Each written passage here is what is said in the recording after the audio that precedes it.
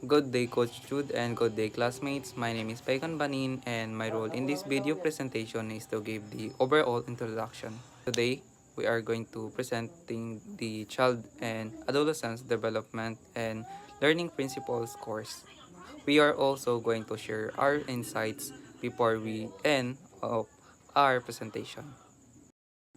Let me introduce you my fellow member. This is Miss Modi Papata.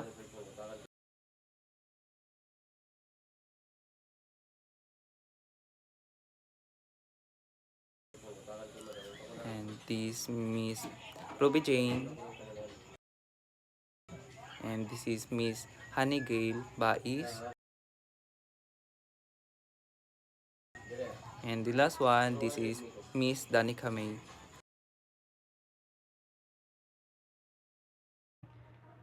Childhood. Childhood is the period from birth to approximately 12 years of age, marked by rapid physical, cognitive, and emotional development. Adolescence. Adolescence is the stage between childhood and adulthood, typically from ages to 18, characterized by significant physical, emotional, and social changes as individuals seek to establish their identities. There are importance of understanding these stages. Number 1, developmental insights. Understanding these stages helps identify normal growth patterns and milestones, enabling caregivers and educators to support healthy development. Number 2, educational approaches. Recognizing the unique needs and capabilities of children and adolescents informs teaching strategies, enhancing learning outcomes. Number 3, mental health awareness. Awareness of the challenges faced during these periods can lead to better mental health support and interventions. Number 4, social relationships. Understanding how relationships evolve during these stages can improve social skills and interpersonal dynamics. Number 5, policy and advocacy. Knowledge of childhood and adolescence informs policies related to education, healthcare, and child protection, promoting better societal outcomes. Overall, understanding these stages is crucial for fostering healthy development and preparing individuals for successful adulthood. Jeffrey Dahmer was an American serial killer and sex offender known for his horrific crimes in the late 20th century. Born on May 21, 1960, in Milwaukee, Wisconsin, Dahmer had a troubled childhood marked by family instability and social isolation. He became increasingly withdrawn and developed an interest in necrophilia and violence. Dahmer's killing spree began in 1978 with his first victim, Stephen Hicks, whom he murdered shortly after graduating high school. Over the next 13 years, he targeted young men, luring them to his home with promises of money or companionship. His crimes involved not only murder but also dismemberment and, in some cases, cannibalism.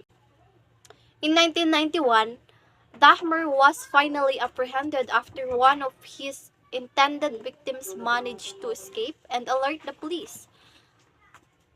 Upon searching his apartment, authorities found disturbing evidence, including photographs of dismembered bodies and human remains. In 1992, he was convicted of 15 counts of murder and sentenced to 15 consecutive life terms in prison. His case sparked national outrage and discussions about mental illness, the effectiveness of law enforcement, and the societal factors that can lead to such extreme criminal behavior.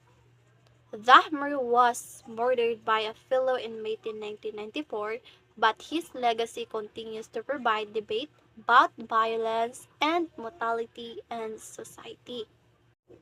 Alice Walker is an acclaimed American novelist, short story writer, poet, and social activist. Best known for her 1982 novel The Color Purple, which won the Pulitzer Prize for Fiction. Born on February 9, 1944, in Eatonton, Georgia, she was the youngest of eight children in a family of sharecroppers early in life, including a childhood injury that left her partially blind in one eye. Despite this obstacle, she excelled in school, eventually earning a scholarship to Spelman College in Atlanta. She later transferred to Sarah Lawrence College in New York, where she became involved in the civil rights movement. Her writing often explores themes of race, gender, and social justice. The Color Purple, which depicts the struggles and resilience of African American women in the early 20th century South, brought her international acclaim. Hi, good day, Coach Jude. I am the second presenter, and my topic is the historical views of childhood. Historically, the way people saw children and raised them has changed over time. There are three main perspectives. The first one is the original sin, and the second one is the tabula rasa, and the third one, which is the anite goodness. Original sin, back then, children were thought to be born sinful or bad, so the goal of raising children was to guide them towards goodness and salvation. And the second one is the tabula rasa, 17th century. According to philosopher John Locke, he believes that children were like blank slates, meaning they aren't born bad or good, but are shaped by their experiences. Parents were seen as key to helping shape their children into a responsible adult. And the last one, which is the Anite Goodness, 18th century, according to Jane Jacques Rousseau, he believed that children are naturally good. The idea was that children should be allowed to grow with as little interference as possible. Nowadays, we see childhood as a very important time in life that builds the foundation for the adulthood. Modern theories focus on how children learn and grow through different stages of life. For the sociocultural context, we have the culture, ethnicity, and gender. Culture includes the traditions, costumes, and beliefs passed down through generations. For example, in the Philippines, we practice manopo to show respect to our elders. Ethnicity is connected to where we came from, like our language, religion, and traditions. In the Philippines, we have different ethnic groups like Cebuano, Bicolano, and Ilocano. Gender refers to the rules as society assigned to men and women, while sex is about biological differences over time. Society has become more aware of gender equality, and this has shifted traditional views on gender roles. For Gender and Development, in short, GOD, is a movement that makes sure both men and women can equally participate in progress of society. In the Philippines, GOD works to eliminate violence and promote equality for everyone. When it comes to social policies, including the K-12, Bayanihan to Heal as One Act, and Republic Act 9262.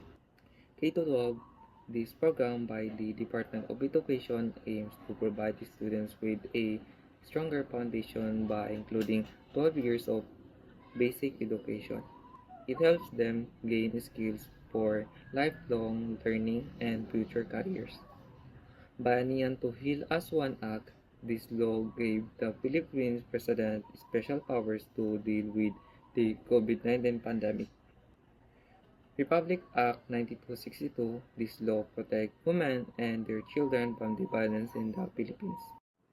And lastly, human development has three main processes, including the biological, cognitive, and socio-emotional. Biological, physical changes like growing taller and going to puberty or developing motor skills. Cognitive changes in thinking, learning, and problem solving, like how children learn to speak and solve the puzzle. The last one, which is the socio-emotional, changes in how we interact with others and manage our emotion, like developing self-confidence or learning to be more assertive. Development happens throughout life, even in adulthood. We can keep learning and improving. Good day, Coach. I am the third presenter and my topic is all about development process and periods. At this topic, we have 7 parts. The first one is biological, cognitive, and social emotion process. The second one is biological process. The third one is cognitive process. The fourth one is development is relatively orderly. The fifth one is development takes place gradually. And the sixth one is development is contextual. And the last is development involves growth, maintenance, and regulation. Biological, cognitive, and social emotion process. In conclusion, biological, cognitive, and social emotion process are the interconnected and influence to each other to shape our emotion and experience. Understanding this process can help us to appreciate the complexity of human emotion and develop more effectively strategies of managing emotional well-being. Biological process. Biological process in the context of emotion refers to the mechanism that occur within our bodies. The process involves the interaction between the various systems, organs, and tissue, which ultimately influence our emotional experience. Cognitive processes. Cognitive process in the context of emotion refers to the mental mechanism that help us to perceive, process, to respond to our emotional stimuli. Development is relatively orderly. It refers to the gradual and relatively orderly change that occur in our emotional experiences and abilities over time. Development takes place gradually. Development in the context of emotion refers to the gradual and continuous process of change and growth that occurs over time. Development is contextual. Development is contextual, meaning that the process of development is shaped by the influence by the surrounding environment, culture, and experience. Development involves growth, maintenance, and regulation, which are interconnected processes that work together to ensure the health and well-being of individuals or organisms. Good day, Ma'am Judith Bertinas, our Coach Jude, and my classmates. I am the fourth presenter. I'm Miss Ruby Jane Rosales from Bitalad IA 1B. So my role in this presentation is to tackle about the periods of development. So what is period of development? Period of development refers to a time frame in a person's life, meaning this period of development is the process of human or on how you develop as a human. Periods of development has characterized certain features that involves 5 periods of sequence, which are prenatal period, infancy, childhood, adolescence, and adulthood. So I will discuss the 5 periods of development. First, the prenatal period. So what is prenatal period? The prenatal period is a time from conception to birth, encompassing all stages of fetal development. Also, it is crucial for health of both the mother and the developing baby. The prenatal period is typically divided into 3 trimesters. So the first one is the first trimester. In the first trimester, the baby develops gradually within 1 to 12 weeks.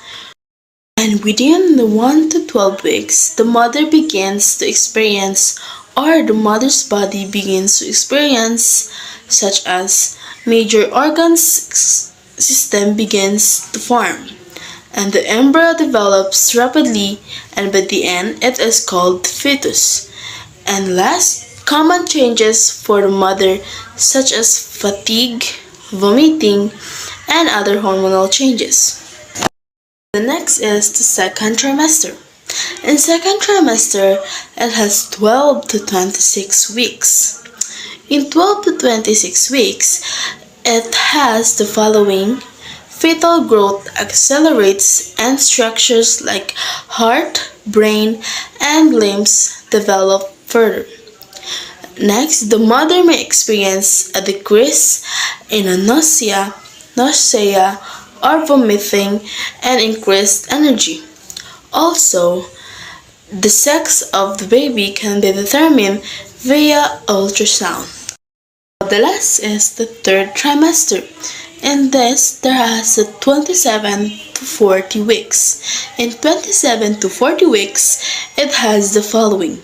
The fetus continues to grow and mature in preparation for birth.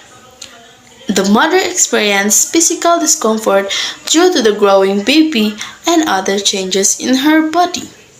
So that's all for the prenatal period. So the second period of development is the infancy. Infancy is a development period that extends from birth to about 24 months. It is a time of extreme dependence on adults. Many psychological activities are just starting, such as language, symbolic thoughts, sensorimotor or sense, coordination, and social learning. In other words, infancy is the earliest stage of human development, typically defined as a period from birth to around 2 years old. Infancy is marked by several key milestones and challenges, and these are physical development, cognitive development, social and emotional development, and language development. So the number one milestone in infancy is the physical development. In physical development, there are 2 developments, which are growth and motor skills. So the growth is a rapid increase in weight and height, and the motor skills is a progression from reflexive movements to controlled action, just like rolling over, sitting up, crawling, and walking. So the number 2 milestone of infancy is the cognitive development. Also, in cognitive development, there are 2 developments, such as sensory exploration and object permanence. So the sensory exploration, infants learn about the world through their senses. And the object permanence, understanding that objects continue to exist even when not seen. It develops around 8 to 12 months. Third is social and emotional development. So also it has 2 development, which are attachment and emotional expression. So the attachment is forming bonds with caregivers, typically starting with parents. And the emotional expression, developing basic emotions like joy, anger, and fear. Last is language development. In language development, there are only one development, such as cooing and bubbling. So this is starting to make sounds and eventually forming simple words. That's for the infancy. So the next period of development is the childhood. The childhood or the early childhood is between 5 to 6 years. During this time, children learn to become more sufficient and care for themselves. They develop readiness skills. Middle and late childhood is about 6 to 12 years old and is referred to as the elementary years. Children at this stage masters the fundamental skills of reading, writing, and arithmetic, and they are also formally exposed to a large world and its culture. So that's for the childhood. The next period of development is adolescence. So this is the developmental period of transition from childhood to adulthood, 13 to approximately 24 years old. It begins with rapid physical changes, dramatic gaining of weight and height, and the development of sexual characteristics, such as enlargement of breasts and penis. Meaning, adolescence is the developmental stage that occurs between childhood and adulthood, typically spanning ages 10 to 19. And that's for the adolescence. And the last one, periods of development, is the adulthood. So the adulthood is the last stage of life that is between 24 to death. Adults reach their peak physical health in early adulthood, followed by gradually aging, which may include changes of strength, endurance, and health. Also, adults often develop greater emotional stability and maturity.